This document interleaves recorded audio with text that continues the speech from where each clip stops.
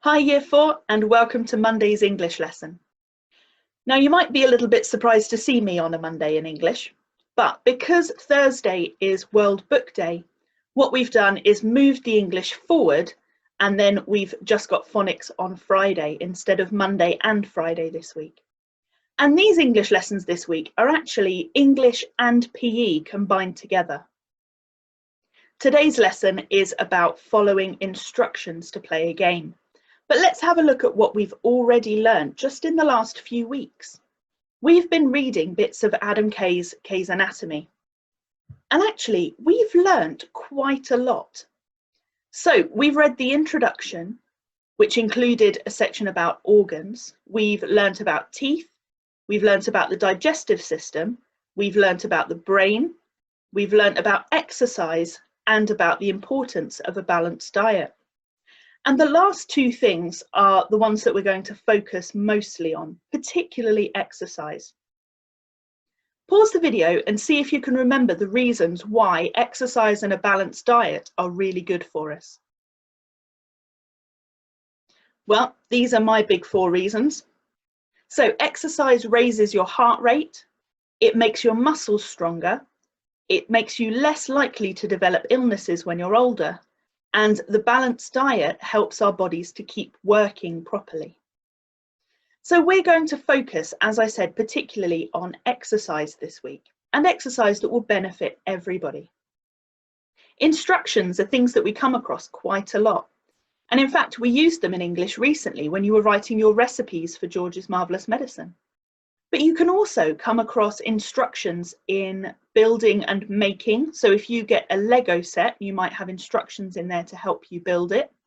When you're learning a new skill, you need to follow instructions, whether they're spoken or written down. Learning how to use tools or teaching somebody, you need to give instructions when you're teaching someone how to do something. But we're going to focus particularly on the instructions to help people play a game. On Google Classroom, we've put a link to a website called Change for Life, which is put together by people from the NHS to help keep families healthy. And the section we're going to look particularly at is one called the 10-minute shake-up. And it's the part of the website where it has lots and lots of little games that people can play at home to help them to stay healthy. And they're just games that would take up about 10 minutes of your day. So if we have a look, they've got together with Disney to create this. So all of the games are themed from different Disney films. So we've got lots here. Each one of these is a different game using different skills and different amounts of players as well. So be careful if you're choosing games today that you have a look at how many players it needs. And then we get to the bottom, but actually it's not the end. If you show more games, there are even more, featuring lots and lots of different characters, lots of skills, and then there's even more. This website just seems to go on forever and ever. There are so many different games you can choose from, and all of them will get you active. So today we're putting in links particularly to 4 games that we want you to have a look at. There's Crush and Squirt's Turtle Travel, Red's Fire Truck Frenzy, which I think is probably my favourite, Jackson Storm's Speedway, and Timon and Pumbaa's Power Moves. And some of them just need 1 player, and some of them you might need somebody else to join in at home as well. The one we're going to look at particularly together today is Crush and Squirt's Turtle Travel, and these are characters from Finding Nemo and Finding Dory. Let's have a look at what the game says. So, how to play. Number 1, to get started, you'll need to make a squirt-style turtle by filling up socks and then tying them up. So Squirt is the baby turtle. But you can just fill up a sock with something, might be other socks, and then just tie it at the top. Doesn't matter if it's really turtle shaped or not, but give it a go. Number 2, lay out a t-shirt on the floor, as this will make the current. So the current is the direction that the waves go in the sea. So here they've put 3 t-shirts down on the floor and they've got a start line as well. And the idea is to help baby Squirt to catch the current, to go in the right direction in the sea. Number 3, everyone takes it in turns to be like Crush. So I don't know if you've seen Finding Nemo, but Crush makes sure that Squirt gets into the current with all the other turtles to help him get to the right place. With your back to the current, throw your turtle over your shoulder, aiming to land on the current. So you throw the sock over your shoulder behind you and see if you land it on the t-shirts. If you miss, you have to crawl on your hands and knees to get it back. And actually, their illustration here, it looks more like commando crawling. Keep going until your turtle lands perfectly. If it's too easy for you, then move the t-shirts further away, and then you can try again. So you can have a go at the game after this video, but we're going to have a look first at the top 10 things that these game instructions need to have. So we're going to start at the very beginning with the introduction.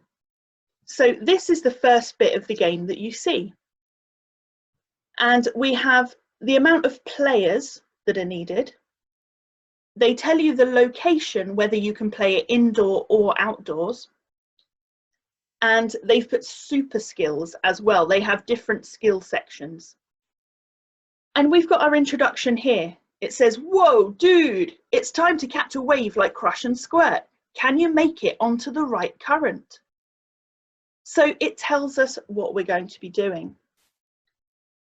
These are probably the most important parts at the beginning of the instructions, and also thinking about the theme of the game. So here the theme is Disney films, so we've got Finding Dory particularly. So I've put these into our top 10 game features. Your game needs a name, it needs a number of players, the location, which is where it can be played, whether it's an indoor or an outdoor game, the theme, so here we have a Disney theme, and an introduction to tell us what the game's about. Let's have a look at the instructions now. What features of instructions can you find from these first 2? Pause the video and have a look. Right, let's see if I found the same ones you did. So we have a heading, How to Play, which isn't really necessarily important, but it does help to make it clearer. We have the order of the instructions. That needs to be really clear. We need to know what order to do everything in. We have illustrations to help us understand. I think if I'd seen this instruction about filling up socks and tying them up, I might not have completely understood what I needed to do. So an illustration helps. And we have clear instructions. They're not really long instructions. They're just short and snappy and to the point. Lay out a t-shirt each on the floor, as this will be the current. That's it. So let's put those into our top 10. So we need an order. We need everything to be in chronological order, so time order that it needs to be done. We have illustrations to help people understand and clear instructions. Let's have a look at these other ones. Think back carefully to our work on recipe instructions. Can you see any other features? I found some imperative verbs. So verbs that tell you what to do. Throw your turtle over your shoulder. Throw is what you're being told to do. Keep going is an imperative verb. And move your t-shirt further away. Move is an imperative verb. So instructions are telling us to do something. They're instructing us to do something. That's why they're called instructions. We also have some rules in our instructions as well. Now, games are really fun to play, but we need to be clear on the rules before we start so that we can't argue about them. So they've included some rules in the instructions. For example, everyone takes it in turns to be like Crush, and what to do if you miss. So we need to think about the rules particularly, because if games don't have rules, they end up as a kind of chaotic. So I've added those into our top 10 features, and now we're complete. We've added in imperative verbs and rules as well. So these are the 10 things that we really look for in clear instructions to play a game. There is absolutely no writing needed in your task today. All we'd like you to do is go to the Change for Life website, remember the link is in Google Classroom, and have a go at these games. And there are lots and lots of others that you can have a go at as well. Play as many as you like. Remember, scientists say that we should have 60 minutes of activity a day.